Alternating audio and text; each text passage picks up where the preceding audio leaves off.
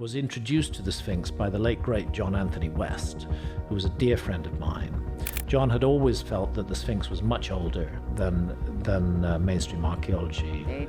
Officially, the Sphinx is supposed to be about 2,500 BC, in other words, 4,500 years ago. Yeah. For centuries, the Great Sphinx of Giza has stood watch over the pyramids, having been carved out of the bedrock of the Egyptian plateau. But something startling has suddenly surfaced from behind its dunes and shadows. With the help of cutting-edge technology and unyielding resolve, scientists like Graham Hancock have found a secret passage that has been hidden for thousands of years within the heart of the Sphinx. Who built this hidden tunnel? Where does it lead to? Join us as we explore how Graham Hancock finally uncovered the hidden 3,000-year-old tunnel inside Egypt's historic Sphinx. The secrets of the Osiris shaft.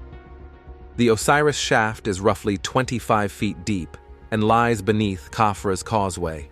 The Osiris shaft waited patiently for its turn to shine while the spotlight shone brightly on the imposing monuments. But this wasn't just any old hole in the ground. Waiting to be discovered are the mysteries surrounding the religious practices of ancient Egyptian culture. It is intriguing to consider that this location has been silently surviving since the late 1800s, when explorers were more interested in the pyramids and the Sphinx.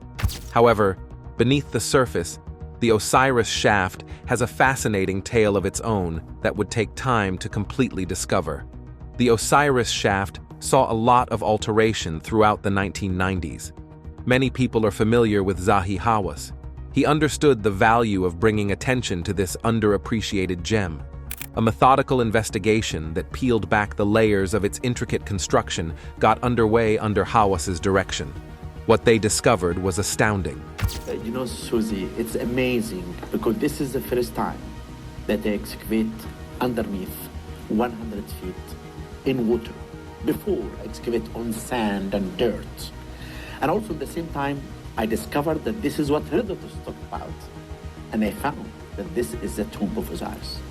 Let's go and see what we're talking about. Showing both the breadth of Egyptian religious beliefs and their extraordinary industrial prowess. Entering the Osiris shaft's core, nevertheless, was a complex task. So we're 100 feet down now. What is this? Susie, this is the tomb of Osiris. Removing the water that had flooded its lower levels, especially the submerged third level, proved to be a very difficult task for the team. But they persisted, resolved to uncover the secrets concealed within with patience and drive. An archaeological wonder, the Osiris shaft demonstrates the extraordinary efforts made to reveal its buried depths. Imagine the enormous task of installing cutting-edge pumping machinery and draining the water to expose the secrets hidden inside.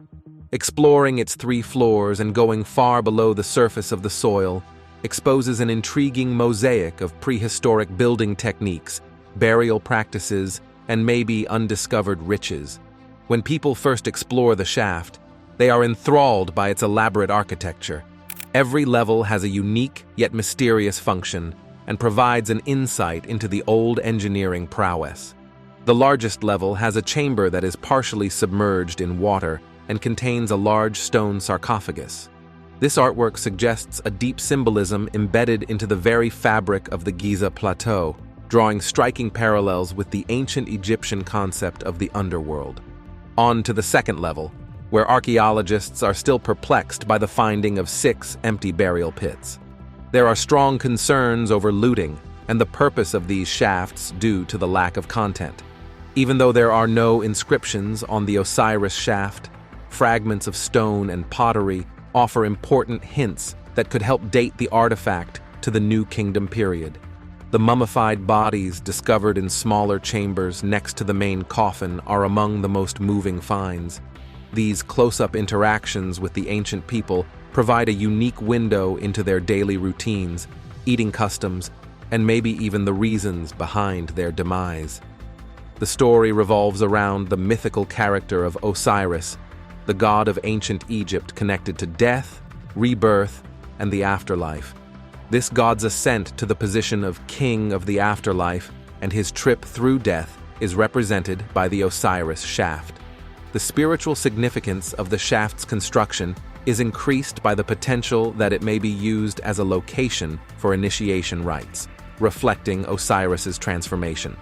Furthermore, the alignment of the Osiris shaft with celestial bodies connected to Osiris and the afterlife implies a close bond that unites the lower world with the upper heavens. This spiritual aspect blends in well with the building's physical design, reflecting ideas from old writings like the Book of the Dead and the pyramid texts. Essentially, the Osiris shaft is more than just an interesting piece of archaeology. It stands for the fusion of spirituality and pragmatism. Its architecture, carved deep into the limestone bedrock, is a visible link to the spiritual practices and beliefs of a lost culture, as well as a testament to the inventiveness of ancient craftsmen. A rectangular hole greets you as you get closer, indicating the start of your descent. Not just any old hole in the earth, but a vertical shaft that descends to a depth of roughly 10 meters, created with great care and attention to detail. One can only picture the incredible willpower required to chisel away all that limestone using tools made of metal, stronger stones, ropes, and wooden supports. The first level you enter is very simple, with no showy embellishments or valuables. This simplicity, though, might have a deeper meaning. It might be used as a waiting area or as a location for rituals performed before going deeper. As you get to the second level, though, the true wonder becomes apparent. This is where another tunnel drops 20 meters to reach a room with an even more intricate architecture. These holes may have been built with actual burials in mind, or they may have served as metaphors for the journey to the afterlife. The third level, though, is when things drastically change. After going down another shaft, you emerge 30 meters below the surface to be met by a massive stone coffin in the center of the chamber. This is more than just a place of burial. It represents Osiris's tomb, which is particularly poignant given that the chamber is partially submerged in water, bringing to mind ideas of purification and rebirth from Egyptian mythology. Historians and tourists alike are fascinated with the king's chamber, a marvel of ancient Egyptian architecture located deep within the Great Pyramid of Giza. Massive granite blocks were used to construct the building's walls and ceiling, showcasing the extraordinary craftsmanship of the ancient builders. Deep within the Great Pyramid of Giza, the miracle of the king's chamber is flawlessly connected to the magnificent engineering of the Grand Gallery.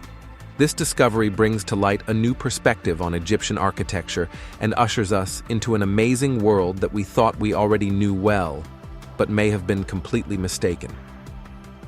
The marvel of ancient Egyptian architecture.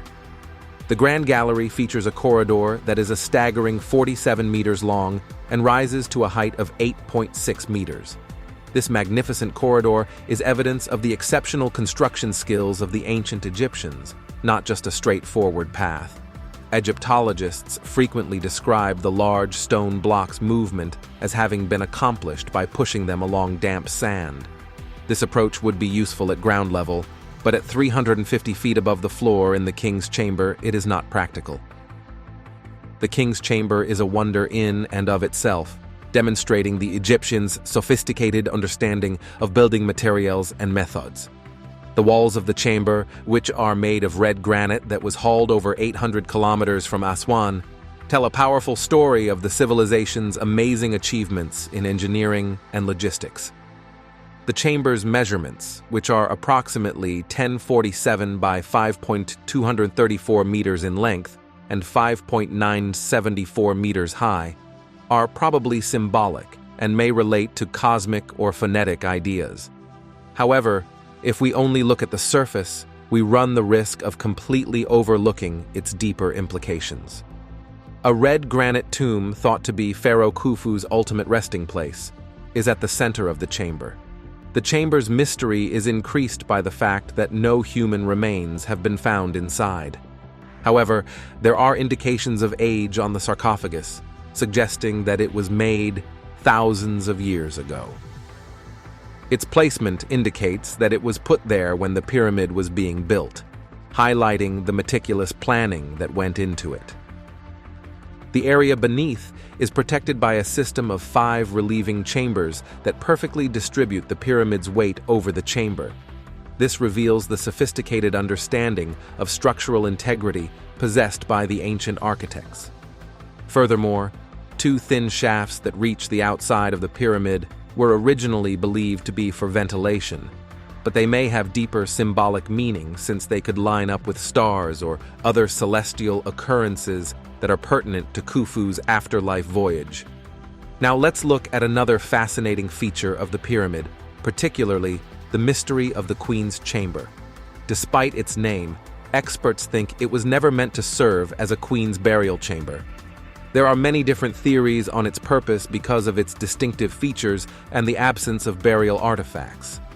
The Queen's Chamber is a fascinating discovery, situated in the center of the pyramid but lower than the King's Chamber.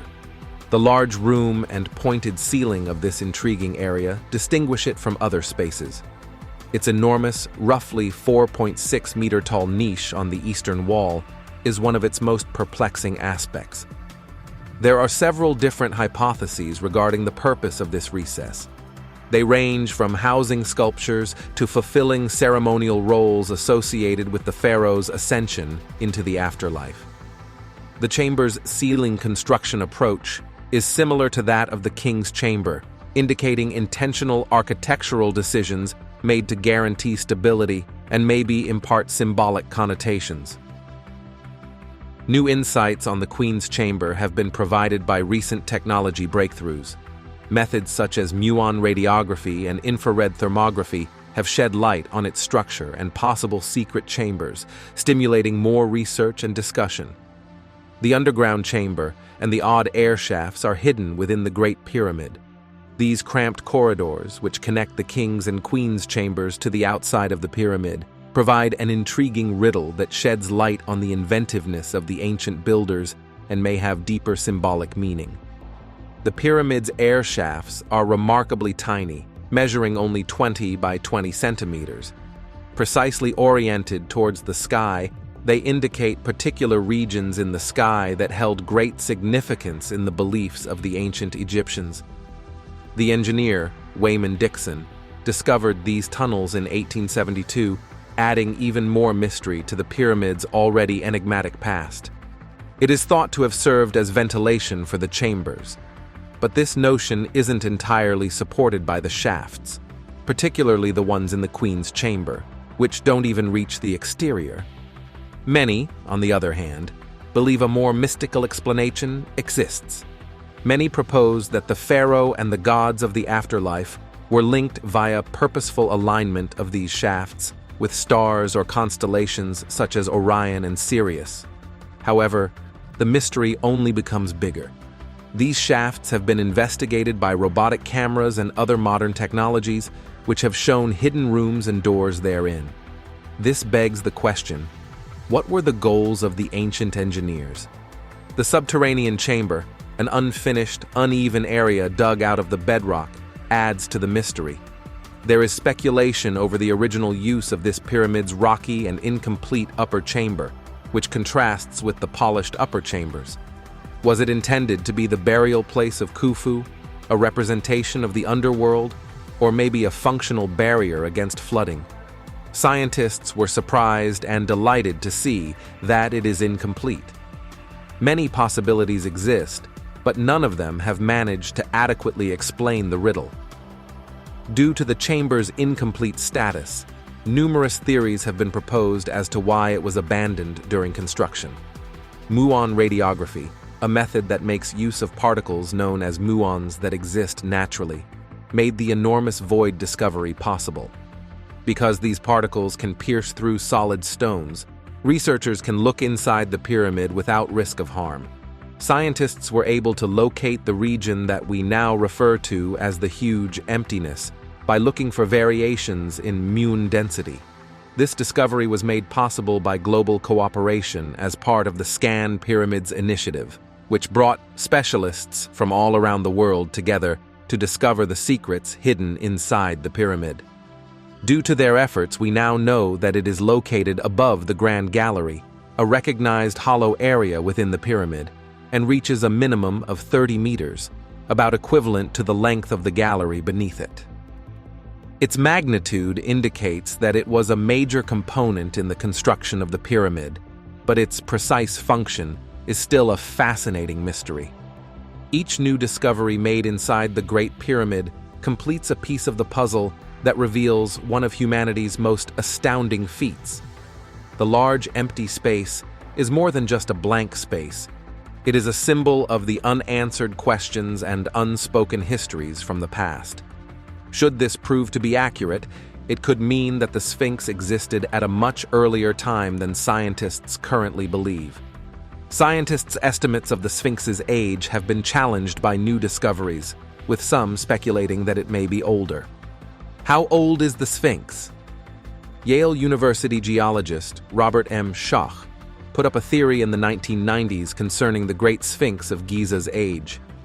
His discovery of peculiar erosion patterns around the Sphinx suggested a different past than was previously thought.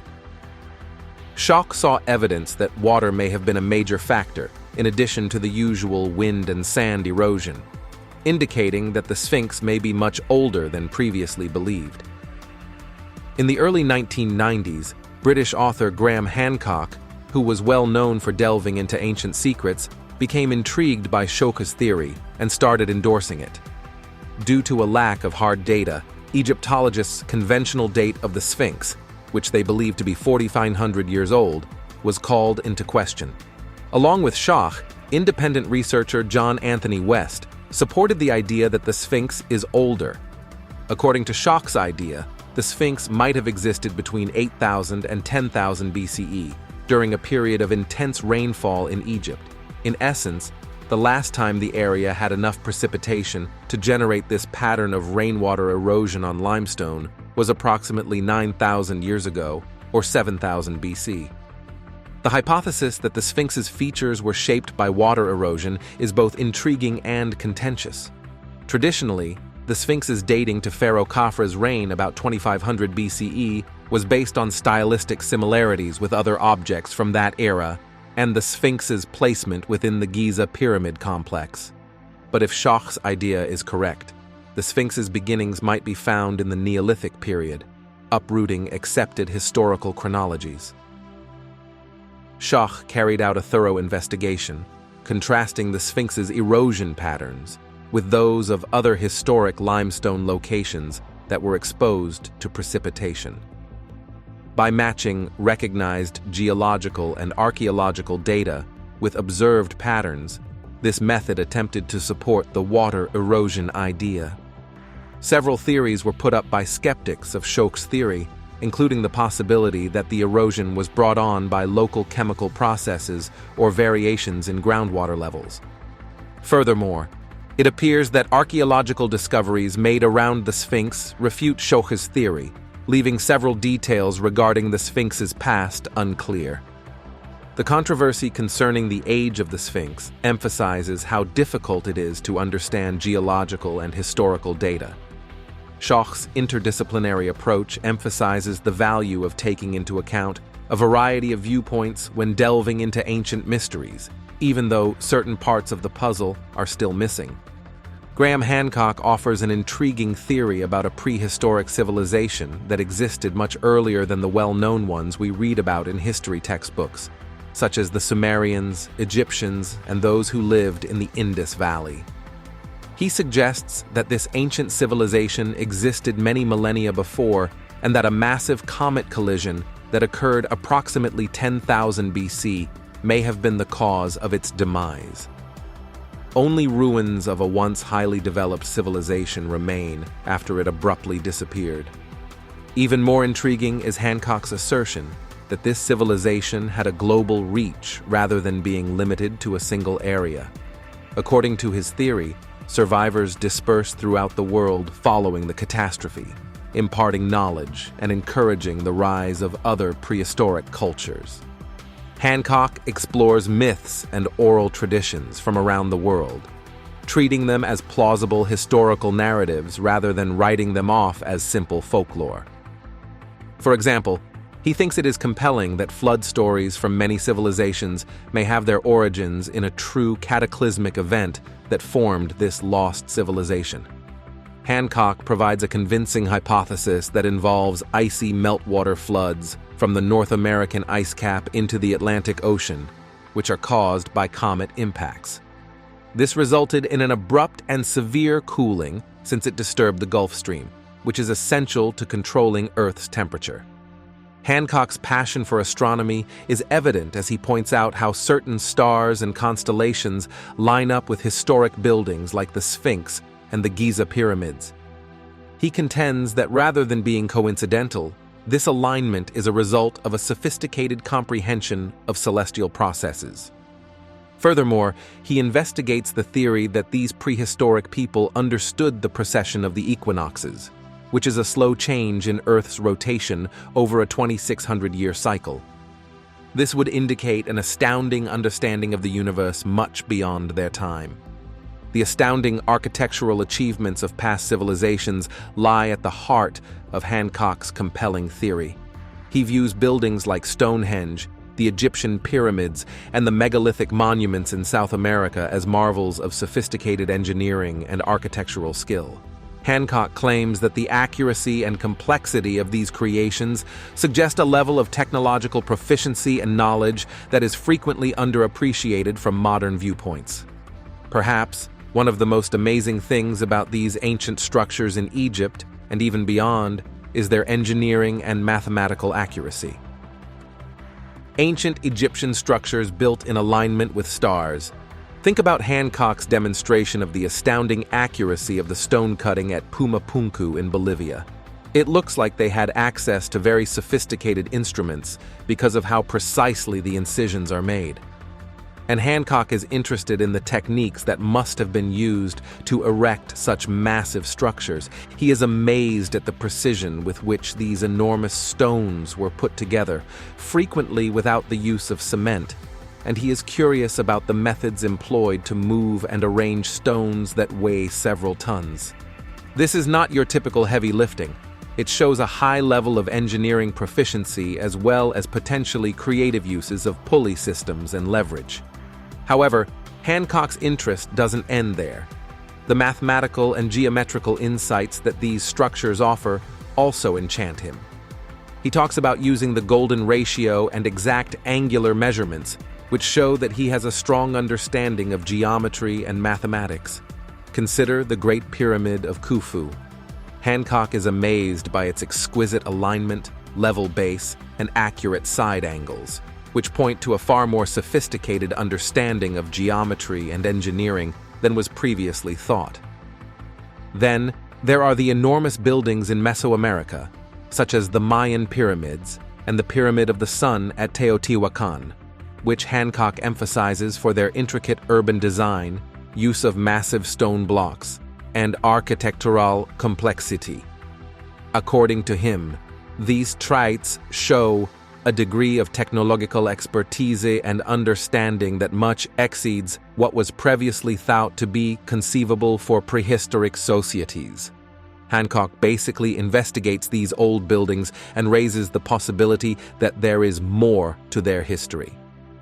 He suggests that our traditional view of ancient history has to change given the level of knowledge and proficiency these civilizations possessed in building, engineering, and mathematics. Take into consideration, for example, the iconography that indicates a common ancestry between the Aztec and Maya calendars. Hancock further notes that Teotihuacan's arrangement in Mexico reflects the planetary orbits of our solar system, suggesting that its creators had a thorough understanding of astronomy and space. Hancock considers Stonehenge in England to be an astronomical observatory because of its alignment with the solstices, which suggests a profound knowledge of celestial movements. Similarly, the Pyramid of Kukulkan at Chichen Itza is said to be an intricate way to monitor the sun's passage, since it casts a shadow that looks like a serpent at the equinoxes. This indicates a high level of astronomical understanding. Hancock also delves into the idea of precession, which is the slow swaying of Earth's rotation that culminates in a full cycle every 26,000 years. He looks at the alignment of the Sphinx with the Leo constellation during the Age of Leo, which began about 10,500 BCE, and the Giza pyramids with Orion's belt. He thinks that these alignments were deliberate, showing that prehistoric humans were aware of this complex astronomical occurrence. Essentially, Hancock finds it quite puzzling that old buildings all around the world weren't just constructed for no reason at all. He contends that they were purposefully oriented to coincide with stars, constellations, and celestial occurrences, exposing a far more profound knowledge of astronomy than is generally accepted. Hancock also explores the intriguing idea of the Kemet theory, which postulates the presence of a highly developed society that arose about 12,500 years ago, during a time of notable environmental shifts. Theorists claimed that this society was unmatched in its knowledge and technology, especially in the areas of astronomy, medicine, mathematics, and possibly other disciplines that modern science has not yet uncovered. The Kemet theory's proponents cite a variety of facts to back up their assertions, such as anomalies in the Earth's crust and parallels between ancient tales, religious rituals, and architectural designs from many civilizations. They contend that following a disastrous occurrence, the remnants of this highly developed civilization scattered over the planet, sharing their knowledge and helping to explain the abrupt emergence of sophisticated civilizations and magnificent structures in different regions of the world. The Kemet idea offers a fascinating story of a mysterious and old civilization, with traces of its accomplishments remaining in the colossal Egyptian buildings, most notably the engineering feats of the pyramids. These buildings' intricate design, enormous size, and delicate alignment raise intriguing issues about the capacities of ancient societies and cast doubt on accepted archaeological interpretations. As they get more specific, proponents of the Kemet theory speculate that this ancient society may have made use of undiscovered technologies or sources of energy. These theories cover anything from levitation to the carving of stone, with sound waves and vibrations, to more strange ideas like controlling electromagnetic fields or other invisible natural phenomena.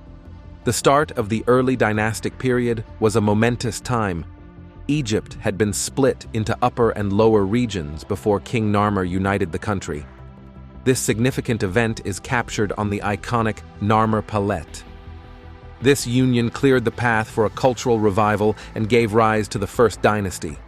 The art of writing in hieroglyphics arose from a sophisticated method that allowed for meticulous record-keeping and administration. Magnificent royal mausoleums started to dot the landscape, including those at Saqqara and Abydos. Religious ceremonies became increasingly complex, with the rise in popularity of gods like Ra and Osiris, and the building of the first pyramids, such as Imhotep's Step Pyramid in Djoser, started to reach the sky. The Old Kingdom, which is known as the Pyramid Age, saw the completion of these famous buildings at its height. Over time, the ancient Egyptians who came after the initial builders of the Giza complex realized they needed to repair and alter these historic structures. An incredible work of engineering and design, the Great Pyramid of Giza served as a reminder of the pharaoh's divine position. The Sphinx of Giza, a massive figure that combines the head of a pharaoh with the body of a lion, epitomizes the artistic audacity of this era of flourishing art and culture. But soon, this era of prosperity faded. A period of decline and unrest known as the First Intermediate Period was brought about by political instability and the division of authority. The Middle Kingdom, ruled by Mentuhotep II and marked by stability and reunion, arose from this upheaval. Following this, there was a rebirth of culture, with books like The Tale of Sinuhe portraying life more realistically. Trade increased, and defenses were fortified, indicating a more rich and safe country than ever before. An era of imperial expansion began with the establishment of the New Kingdom, with Egypt's authority extending from what is now Syria to Sudan. During this period, notable pharaohs like Hatshepsut, Akhenaten, Tutankhamun, and Ramesses II reigned. Akhenaten's brief but momentous break from conventional beliefs was symbolized by his revolutionary attempt at religious reform, which introduced the worship of Aten as the only deity. With the building of magnificent temples at Luxor and Karnak, as well as the creation of the Valley of the Kings, architectural achievements reached unprecedented heights. Egypt went through a period of decline after the fall of the New Kingdom. Political disintegration marked the third intermediate period, while foreign invasions and Persian, Assyrian, and Nubian control occurred during the late period. The Greek Ptolemaic dynasty and Roman authority over the last phases of ancient Egyptian civilization brought an end to a civilization that had flourished for thousands of years. The chronology of classical Egyptology reveals an extraordinarily intricate and rich culture. The ancient Egyptians left a lasting impression on history, from their magnificent structures to their intricate god-worshipping and social structures. Their story, entwined with the verdant Nile valleys, captivates and enlightens us, demonstrating the remarkable nature of this culture.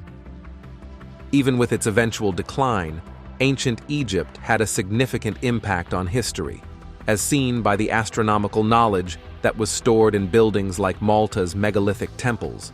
The relevance of ancient astrological knowledge. The study by Randall Carlson on ancient megalithic constructions' astronomical alignments is like peeling back the layers of history to reveal the tremendous cosmic knowledge of former civilizations. Let's examine the megalithic temples of Malta in more detail. These include Hagarkim and Menajdra, which date between approximately 3,600 to 3,200 BC. Not only are these buildings ancient, but some of the world's oldest freestanding structures are as well. The way they demonstrate a thorough comprehension of celestial movements, particularly with reference to the sun's cycle, is what makes them absolutely amazing. Just picture yourself looking at these temples, especially at the equinoxes. It's similar to seeing a cosmic ballet that prehistoric architects planned. At Menajdra, sunlight enters via a particular aperture on the equinoxes, illuminating an inner stone slab with remarkable accuracy.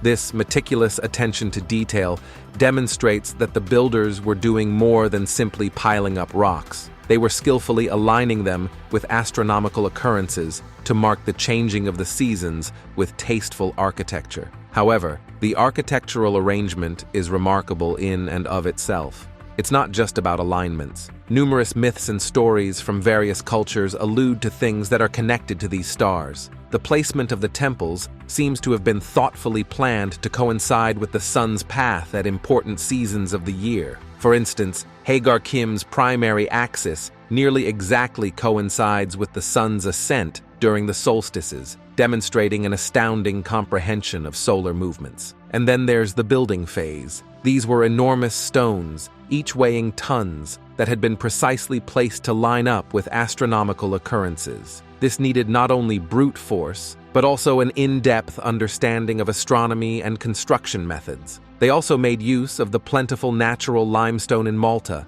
These temples are more intricate than they are large and heavy with stone. They have elaborate carvings, numerous chambers and altars, all of which add to the building's sophisticated architectural style. Their sophisticated planning is on display in the configuration of semicircular rooms connected by a central corridor that is timed to correspond with particular celestial phenomena. Moving on, the Giza pyramids are amazing in their alignment with the compass's cardinal points, notably the Great Pyramid. Built for Pharaoh Khufu between 2580 and 2560 BC, the Great Pyramid nearly lines up accurately with the directions of real north, south, east, and west. Given the period, it is an amazing achievement that the northern side aligns to the true north to within a fraction of a degree. The building methods are still unknown. The ancient Egyptians must have had sophisticated surveying techniques and a thorough understanding of angles and straight lines, because they most likely used the stars or the passage of the sun to establish true north. Considering the restricted tools and technology available at the time, it's really amazing. To shine the spotlight on one of the most well-known historical buildings, Stonehenge, which is located in England on the Salisbury Plain. Stonehenge's alignment with the summer solstice is one of its most remarkable features. The sun rises just outside the main circle of stones, directly above the heel stone on the longest day of the year. The center of the circle becomes brighter as the sun rises and shines through the entrance. In addition, Stonehenge coincides with the winter solstice and possibly other astronomical occasions. The enormous stone trilithons frame the setting sun during the winter solstice, and some experts speculate that it might even coincide with lunar occurrences, which would provide another level of insight into how the ancient builders understood the movements of the sun and moon. Looking at Stonehenge's construction process, though it was constructed gradually over about 1,500 years, the final edifice that we see today was finished about 2500 BC. Large sarsen stones set in a circle make up the majority of the monument, which is also made up of smaller blue stones that were transported over 150 miles from Wales. The placement of the stones themselves comes next. They are arranged in a particular geometric design that includes tron structures, an inner horseshoe-shaped shape, and an outer circle. The exact arrangement and alignment of the stones demonstrate a profound comprehension of astronomy and geometry. Everything at Stonehenge has a purpose and importance. It's not merely a collection of rocks, which makes us wonder about the knowledge and intentions of the ancient architects.